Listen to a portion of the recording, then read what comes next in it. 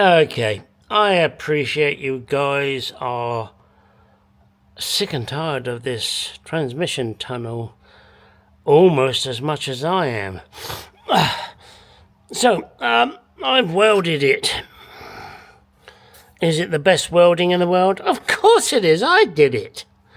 I'm gonna clean these down. And these, and the same on the other side. Then my decision is,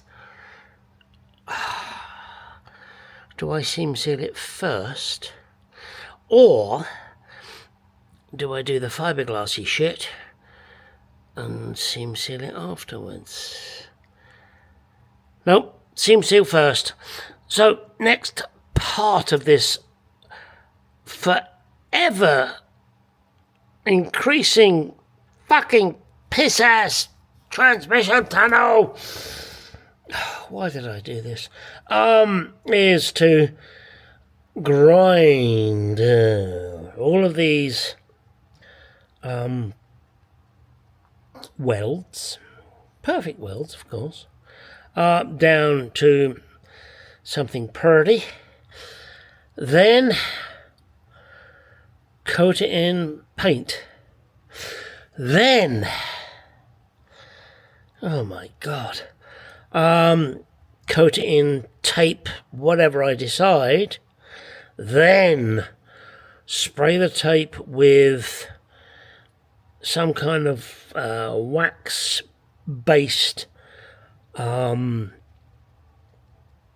polish. Hang on, I'm not thinking here. Or do I do that before I put the tape on? Shit, yes. Sorry, rewind. I'm going to clean it all up, grind it all down, paint it, put tape on it, then spray the tape with wax spray, you know, like a standard car body wax. Then I stand a half decent chance of the fiberglass not sticking. Hang on, so grind, make it nice and clear, paint it, put tape on,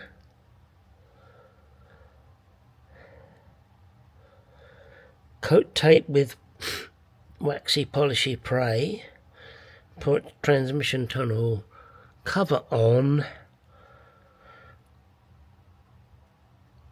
cover everything in fiberglass resin, and see where we go. Oh my god. Okay, the metalwork is now finished. As you can see, there's a lick of paint. My next phase, once this is dried, which would probably be in a day or so, will be to cover it in tape and spray wax on the tape, put the transmission tunnel cover on, and fiberglass it into shape. Now, someone did suggest, and quite rightly, as it, in my mind, good idea but too late down the road, use modelling clay to get the shape, then flip it over and do the fiberglass bit. However, that's not going to happen. I'm going to put the shit on there. I'm going to press it all down and mould it to the exact shape that's there, and then add 2 or 3 layers depending on how many I feel like, to get it how I want it. Okay, thought I'd give the guys something to look at, and who knows, maybe some of the girls. These next few moments in my video, I just wanted to throw them in because I saw it and couldn't help but put it in and comment. But do understand the particular company, Omega, and the Wizzy and his wife, I think are absolutely great, and they are really good people, and he is a good mechanic. But I just wanted to throw that out there so that people would think about the charges that are made when they work on your car.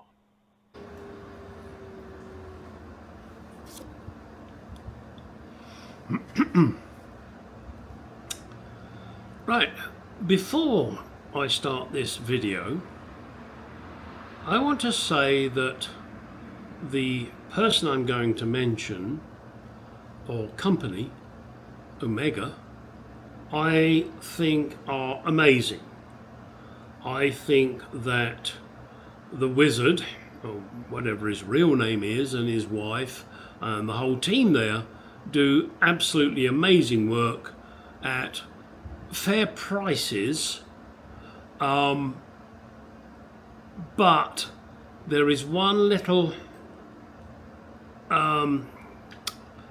comment I want to make, and I will try and capture on video, hopefully it doesn't get me copyrighted, to show what I'm saying. Now, I'm a retired mechanic. I work on various cars. I'll work on a Chevy, a Honda, a Porsche. Hell, I'd work on a Ferrari too. They're cars. Yes, with certain vehicles, and particularly the top end, you might need a special tool.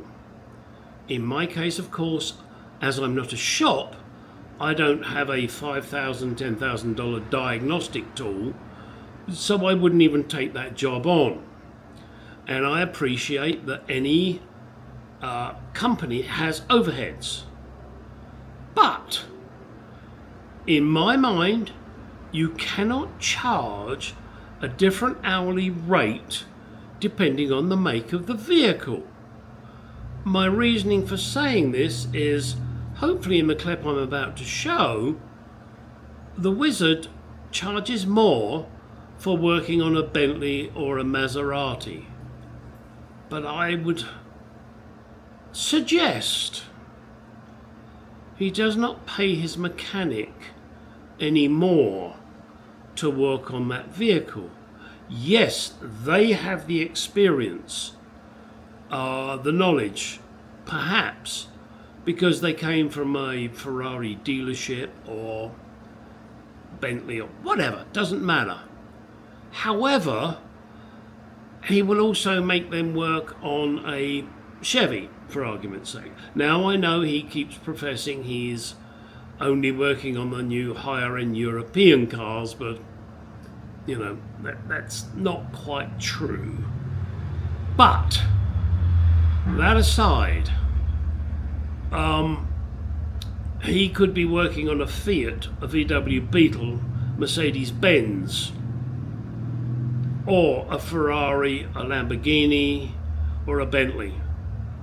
Are you going to tell me he would charge the same rate for a Fiat as he does for a Bentley? He should, but does he? And does he pay the mechanic that he employs, and I'm sure they're very happy with him, that they get paid the same rate for working on the Fiat or the Bentley, even if it's the same mechanic? And don't tell me he wouldn't put a super duper Ferrari Bentley educated mechanic on a Fiat if the work needs to be done to get it out of the shop and get money in the door. So let me see if I can find that clip. It will be right up. At $200 an hour, that's $2,000. So before the accountants out there catch me in my numbers, the $150 an hour just mentioned is for domestic Camaro. The $200 an hour is for exotics. Maseratis are exotics. So are Ferraris, Bentleys, and all these. I can definitely claim this as an exotic because we take in tons of these Maseratis that they've been to other shops and the owners are like, hell no, I'm not touching that. Guess why? Because it's exotic. It's not even European, it's above that. So, $6,000 to fix 3 items in this top. We're still waiting on the customer to see what... Alright, it's all painted up, dried, filled. Now, let's tape it up, ready for fiberglass. Okay, masked up, ready for me to put the plastic cover on, line it all up properly,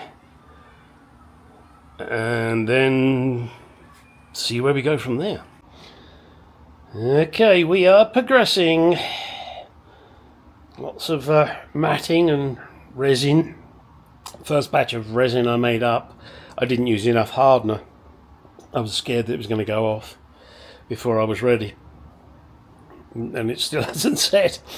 So I've done some more layers and used a little more hardener than I did the first time. And then the second batch, I had too much hardener. Oh dear, it's tough getting that right. I'll get there. No big deal. I got loads of matting, as you can see. I got plenty to play with, and that I will be building up on the inside and on the outside, but not until this is set. That probably won't be till tomorrow morning. So you're lucky. You're only going to have to wait for a few more seconds before you see more crap. Okay, we have success. Yes. No, we're nowhere near finished yet. You know that. Besides, I'm sure you'd be pining for another transmission tunnel episode. The black line is where it's going to end up roughly. Now I probably will bring it up to, to meet that. We'll round the corner off. My plan now is to start layering it a bit more. And, that one's going to go there. I'm going to lay one over there. This is to give it some thickness.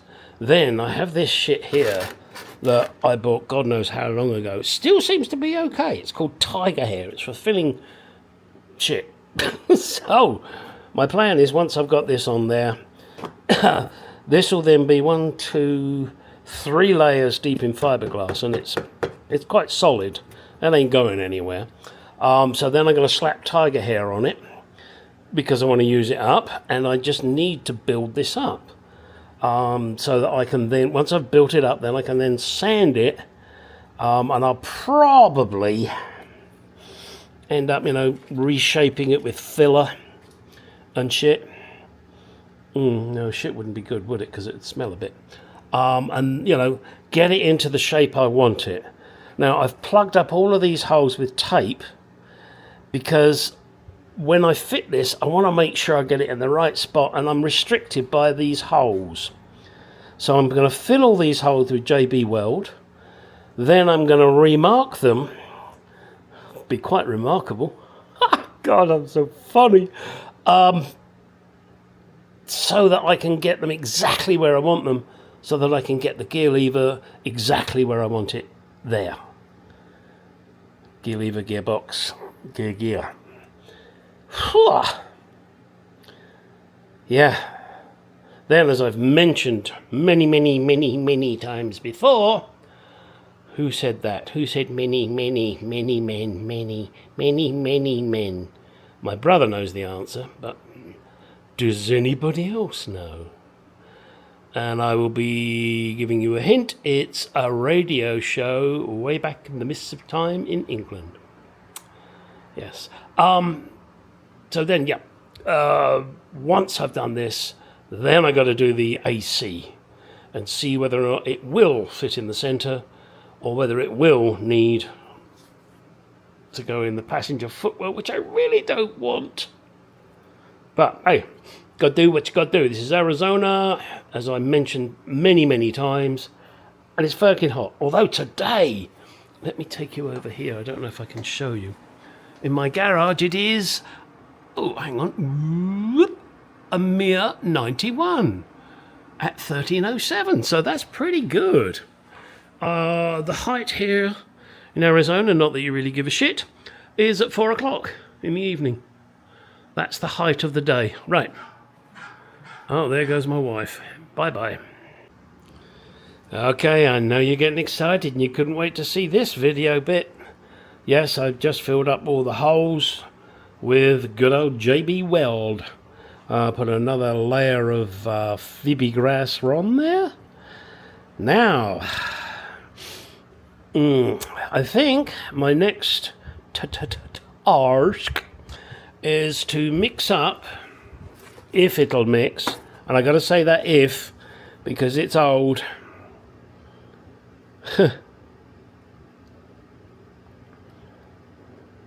Just looking at, sorry, I'm just looking at the warnings on this hardener. GB says warning. Frog says attention.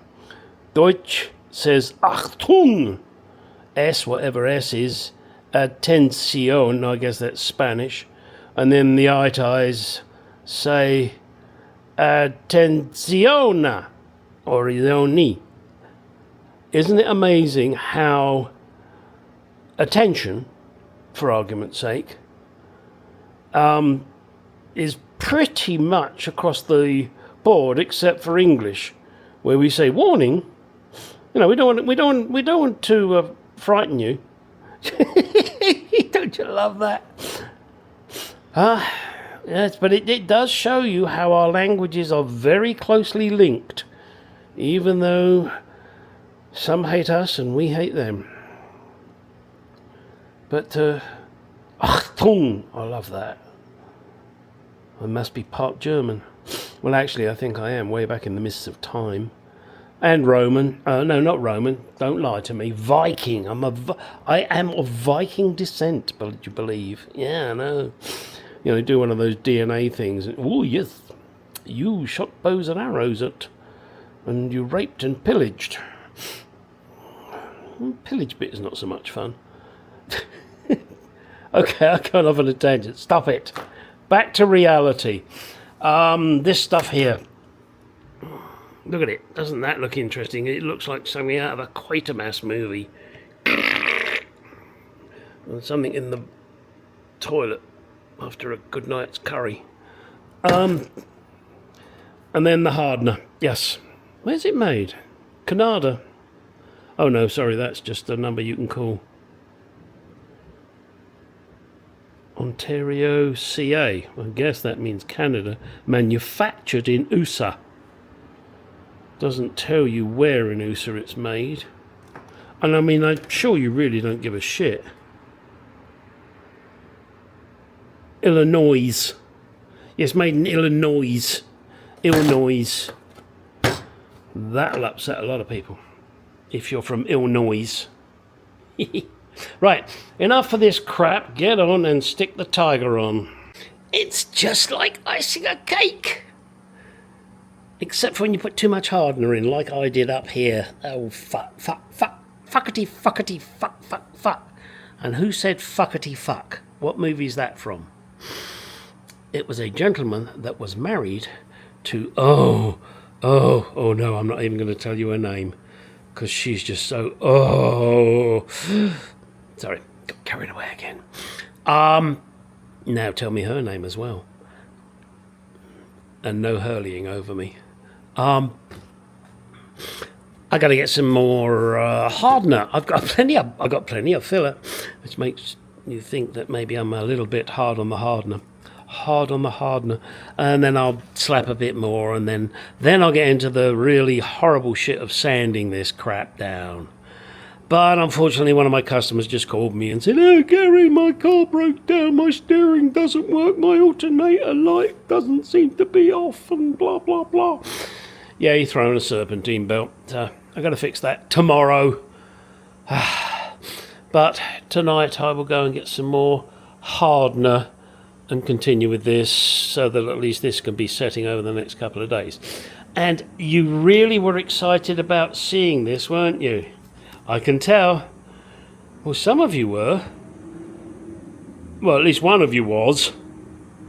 Now get in that garage. Go do your shit.